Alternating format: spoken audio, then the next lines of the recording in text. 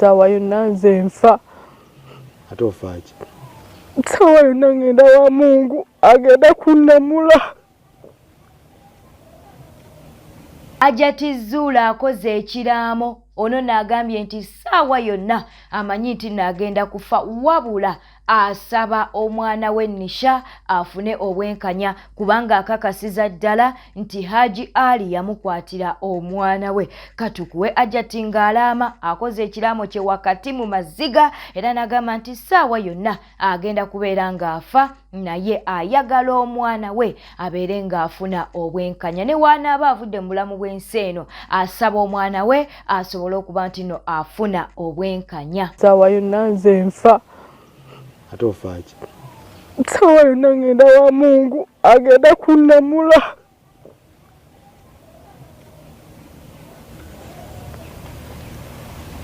Ki ekisinga okuluma mu bintu bino? Olumi bw'omwana wange nengatako obw'okuba nga abantu banjajinga ne baloka ensonga gye naleeta ne bagiza kunze nga bwe ndi omufere. Kinnuma eggwanga Uganda n'abakulembeze mwebali ogenda okulaba omuntu obuvunaanyizibwa ng'avaayo ng'agamba nti ngenda kuwolereza gundi teyakikola. Nga tukyaliwa Hajjati Zuulah agambye nti ye talina budde bugenda kubeera ng'ate anoonya taata wa Nisha wabula abo bonna bonna abeetaaga taata wa Nisha okubaako kyayogera ku nsonga z'omwana we munnange babeere nga bamunoonya. Jjukira nti ono minisita Nakiwala Kingi yamutuma taata w'omwana omutuufu kakati no Hajjati avuddeyo mawulire n'alyoka agamba talina budde bugenda kubeera ng'akubira taata wa Nisha kasita ensonga aziraba abamwagala bamunoonye naye abeere nga annyonnyola ebibye naye nga ye ensonga enkulu eriwo kwe kulaba nti n'omwana we afu. Yankubirako ng'amaze okulaba bino n'angamba lwaki tewaŋŋamba bikola ki genda mu maaso n'amuddamu bubi nga ye taata emyaka egyo gyonna abadde ngawa. Ndowooza navaayo ng'omwana aba wa mwaka gumu n'ekitundu oba ebiri. Ndowooza okulekera awo mulaba kubanga mu kunoba nanoba omwana oyo wa myezi oba emeka we yankuba. Omwana oyo yali wa myezi oba ena oba emeka naye ate n'asigala ng'ajja abalaba anoonya mukyala komawo biki ebi. Kati n'alekera awo era ono omwana ogenda okugamba nti ategeera tamanyi taata we tamulabangako. In fact abadde nga alaba Hajji Mutebi ng'amanyi nti ye taata we. Kuba ye Hajji Mutebi mbadde ngamba ateeka mu mmotoka ne mbavuga. Hajji Mutebi ng'amanyi okunkubira bandeetera balabe. Ne mbatwala wali ku galaji n'abalaba oluusi ayagala kulaba ono omwana omulwadde Swiddiiki. Era Nisha ng'amanyi. So kati bamukutumye kati wataigenda si kumuntuma bamunoonye. Ye ky'olugamba bino ebigenda mu maaso tabiraba. Aveeyo nga taata w'omwana yeetwale gye bamwagala. Tewali agenda musiba nze saagala namusibisa ye nga musibisa ki. Ate simuvunaana. Ishu gye ndiko Faruku ya mwana wange era bye byanzijayo ku mawulire.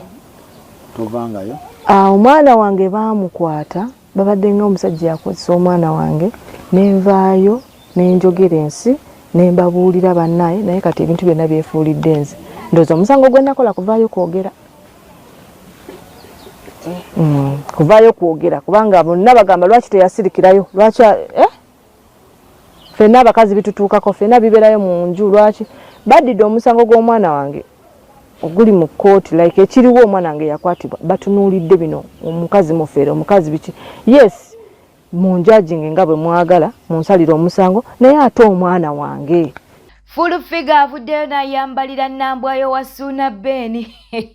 Wabula Nambwayo wakati mu kwekaza munnange yabadde yeekaza ng'agamba gwe maama wange bintu saabibba twabikola ffenna naye nga munnange full figure wamusomera amugambye nti y'omu ne Hajjati Zuulah baagala kubeera nga babba ebintu by'abasajja.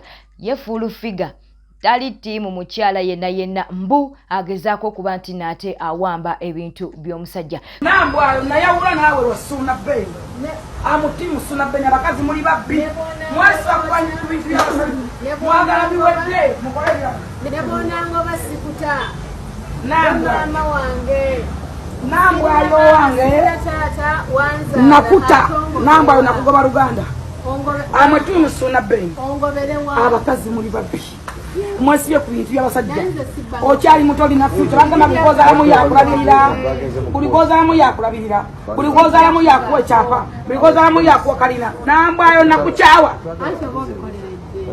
tolina kyewakolere wakakola emyaka emeka aparati wajija bagata n'omusajja oluvannyuma lw'okuba nti nno waliwo omusirikale eyasiimiddwa kaakati munnange abalala nabo batandise okuba nti nno beetega babalabe osanga nabo banaabanga basiimibwa kaakati oyo gw'oli mu kulaba munnange eyasiimiddwawo nno ng'akomyewo ku mulimu oluvannyuma lw'okusiimibwa ate kati omulimu gwo yagutaddemu ebirungo ebirala munnange tubadde tuli awo ate nga ne kamera zikwata omuntu omulala omusirikale omulala munnange nga naye agezaako okuba nti naayoola ebitaka leero bajja kukola okusiimibwako munnange kugenda kubeera nga kubeekoze ebintu omusirikale omulala wuuyo katulinde tulaboba naye anaasiimibwa naye nga naye ogugwe ali mu kugukola Newspark channel kwoli subscribe nga like nga tereka obubaka bwawo mu comment section ojja kubeera otukoledde ddala bulungi wonooleka obubaka bwawo mu comment section wonoowa vidiyo eno like ate wonooba ng'osubscribinze mukwano gwange omulungi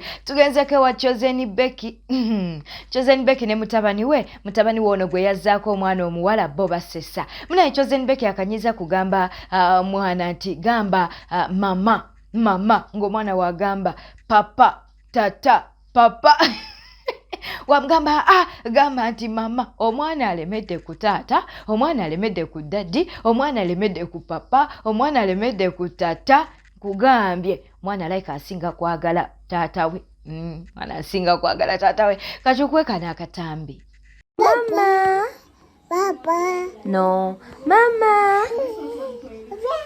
Not Papa. Mama.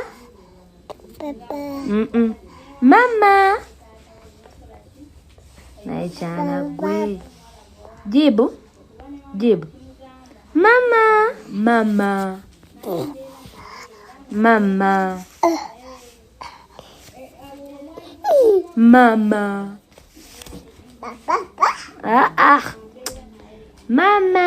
Webale ku subscribinga webale ku likinga ate gwalise obubaka bwawo mu comment section okolera ddala abulungi tugenzeeko ewa KASUKU munnange KASUKU avuddeyo n'alyoka agamba nti agenda kulekerawo okuba oluseke ate kati agenda kubeera nga afuuka mulokole KASUKU agambye nti ssaawa yonna yandiyatula agenda kubeera nga yatula ate abeere nga yeegatta ku balokole okitegeera atandika okukuba ettendo KASUKU bw'ate wagambye naye mu comment section abantu ne bagamba oba KASUKU abalaki we bate we bagambye abamu nga bagamba oba abalabirabo oba kati musumba ki gwayagala okuba nti naate akuba oluseke naye katubirinde naye nga ye agambye nti ssaawa yonna agenda kubeera nga alokoka ebintu byonna obiraba muganda wange Shalom ebintu tubikoze enseke tuzikubye tunoonyeza ssente naye ekintu kyensazeewo I'm going to get saved.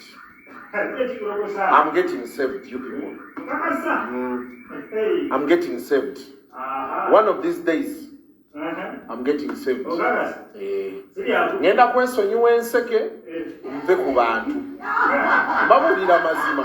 I'm getting saved. Mu mawulire amalala rape munnange azzeemu okwatulira Jeno Muhoozi era amugambye nti gwe guno omulundi ogusembeyo okuba nti naamwegayirira jjukira ono yasooka n'avaayo n'amuwaana kati azzeemu okuba nti n'amuwaana okitegeera nno banne nno ng'ebamujerege bamugamba nti simanyi okuba luseke ng'agamba nze Jeno Muhoozi mwagala ng'omuntu era agambye nti Jeno Muhoozi waatavaayo agenda kutandika kubeera ng'awaana BOBIWINE oba president wa Nuupu katukuwe rape jjukira ono aba Nuupu baamusabula bafuutu soja tebasaaga ate ng'era bakyagendera ddala mu maaso n'okuba nti nate bamusabula wabula tanneetonda rape ye yajja n'atugamba nti alina byayagala saakifunamu mukwano Jeno Muhoozi Jeno akati tavaako kantu baali bagalagira agire alabika ajja kutamaaso muddemu omukowolo gusemba ajja kuwuli Jeno muhozi nkowodde ekimala mama nange simanyi lwaki tokoola muddadde wali wano ng'owaanawaana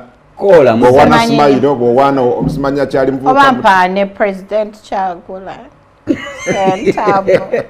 yengeri gyaliwo no anza n'okubandaba Jeno chance emu tunula mu kamera omugambe munnange abula Jeno gwe gusemba kankuwaana oddamu muwaanayo ogusemba Jeno guno gwe gusemba by the way Jeno ki Jeno Muhoozi Kainerugaba Bobo ekifaanana ng'amata kyakulira ku mata tekyalumwa ku njuki yaddeko omusire owaana mpaana oba nkuwaana ekireka bulungi nnyo ne woba okitunulira butunuzi bati era nze kiba kikola speech ebiseera ebisinga mba sigibulira mba ndaba bulabi bye bakijja simba nkitunuulira ate kyagala kuba president kyagala taata wakyo yaba asigalako bwe tetambudde obadde mulabi mulungi owale kwekumira ku News Park channel subscribinga likinga atereka obubaka bwawo mu comment section beera bulungi weeraba